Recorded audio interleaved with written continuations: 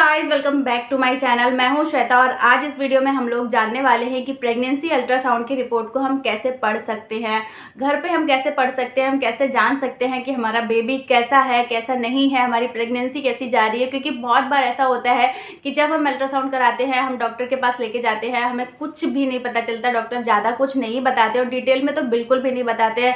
कभी कभी जो अल्ट्रासाउंड होता है वो 2 या 3 पेज में होता है और डॉक्टर इतना लंबा बता नहीं सकते क्योंकि ऑलरेडी बहुत सारे पेशेंट बाहर बैठे होते हैं। तो जो बोल्ड अक्षरों में लिखा होता है वही आपको बता देते हैं कि आपके साथ ये हो रहा है, ये हो रहा है। ज़्यादा वो कुछ नहीं बताते, तो हमें पता ही नहीं चलता है कि हमारे बेबी के बारे में अल्ट्रासाउंड में लिखा क्या है। और हम घर आके हो सकता है कि गूगल भी बहुत सारे लोग करते हो, एक एक वर्ड सर्च करते हो, तो उसमें टाइम बहुत लग जाता है। आप ये वीडियो देखेंगे तो आपको पता चल जाएगा कि आपको घर बैठे कितने ईजिली आप अपना अल्ट्रासाउंड पढ़ सकती हैं।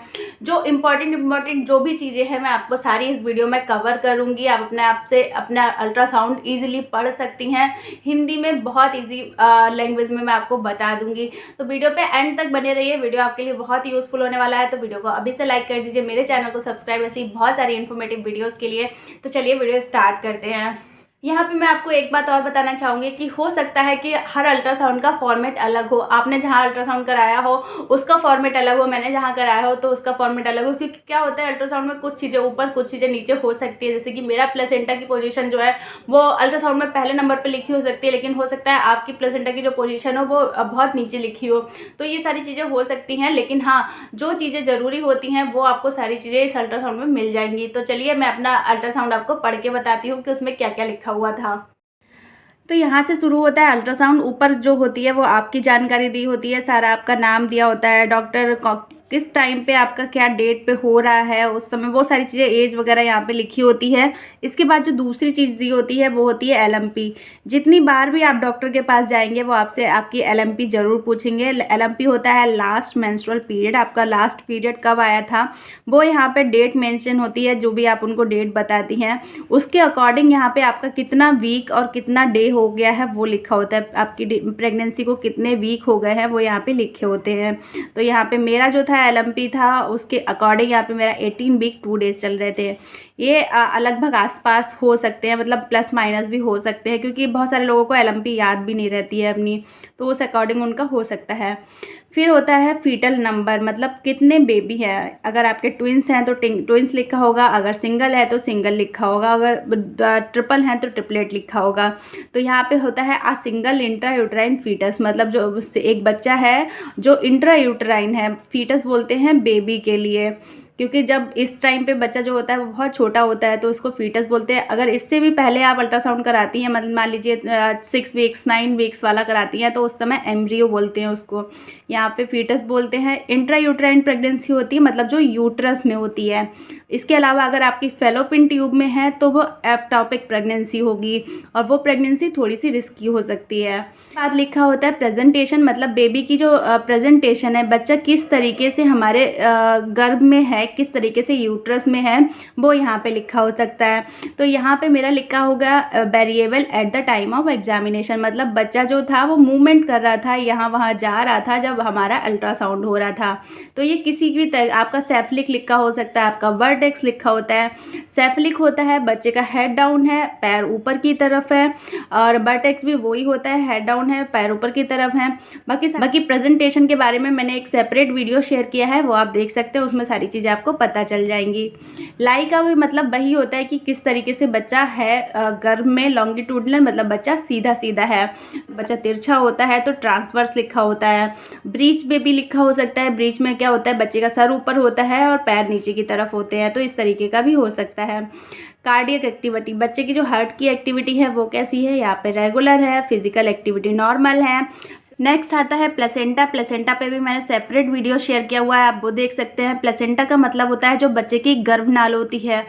यहाँ पे मेरा जो प्लेसेंटा था वो एंटीरियर अपर सेगमेंट था, मतलब जो प्लेसेंटा है वो आपके पेट की तरफ है तो एंटीरियर बोलेंगे, अगर पीठ की तरफ है तो पोस्टीरियर बोलेंगे, अगर ऊपर ब्रेस्ट की साइड में है तो उसे फंडल प्लेसेंटा बोलेंगे, और अगर प्लेसेंटा नीचे बच्चेदानी के मुंह पे है तो उसको लो लाइन प्लेसेंटा बोलेंगे। यहाँ पे प्लेसेंटा के साथ ग्रेड भी लिखे होते हैं, वो होता है कि प्लेसेंटा आपका किस तरीके से डेवलप हो रहा है।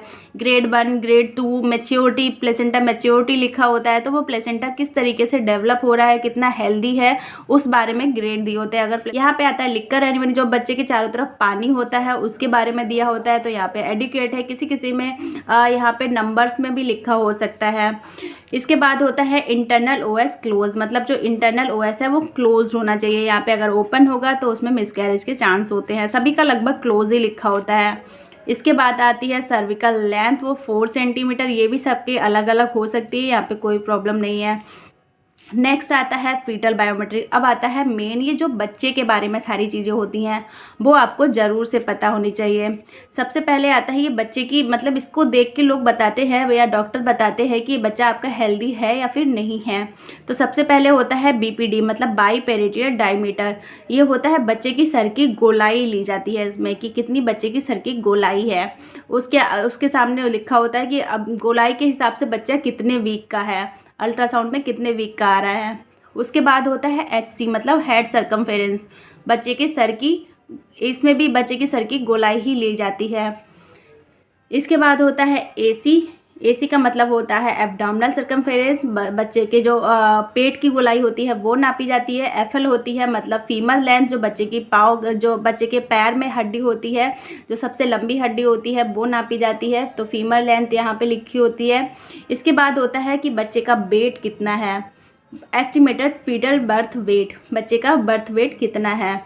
इसके बाद लिखा होता है कि अल्ट्रासाउंड के अकॉर्डिंग आपकी कौन सा वीक या कौन सा डे चल रहा होता है। पहले लिखा जो था वो एलएमपी के अकॉर्डिंग था, यहाँ पे जो लिखा होता है वो अल्ट्रासाउंड के अकॉर्डिंग लिखा होता है। तो एलएमपी के अकॉर्डिंग मेरा 18 वीक था, लेकिन अल्ट्रासाउंड के अकॉर्डिंग मेरा 19 वीक है। फिर आता है ईडीडी, मतलब एस्टिमेट डिलीवरी डेट। यहाँ से आपको अपनी डिलीवरी की डेट पता चल जाती है कि कब हो सकती है, इससे प्लस माइनस हो सकते हैं। कुछ दिन पहले भी हो सकती है, कुछ दिन बाद भी हो सकती है। मेरे पहले हो गई थी, बहुत पहले हो गई थी, 20-25 दिन पहले हो गई थी। फिर आता है फीटल एनोमली।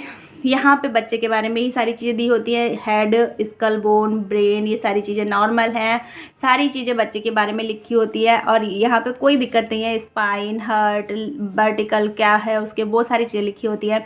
तो ये भी सारी चीज़ें बच्चे के बारे में ही होती है। इसके अलावा जो नोट में डॉक्टर डार्क लिख देते हैं, ये बहुत ज़रूरी होता है जानना कि ये क्या है।